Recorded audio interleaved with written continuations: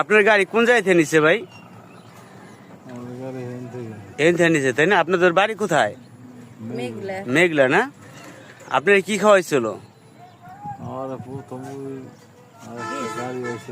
হ্যাঁ খাওয়াইছে একটা বিস্কুট, হ্যাঁ আর একটু পানি খাইয়া ওনার বাড়ি লোকগঞ্জ। লোকগঞ্জ আপনি চিনেন? অটো গাড়ি চালাইছে আর মাইকেও চালাই। ও মাইকো চালাইছে, অটো গাড়ি চালাইছে, পরিচয় দিছে না? হ্যাঁ চিনেন না? না ভিতরে বই গেছিলাম, বই নেই। ও বইবার সেজন বহেন নাই না? আর এই আপনার কি মাছ কেনার কথা বলে আসছিল না? কয়টার দিকে আনছিল আপনারে? 3টা বাজে।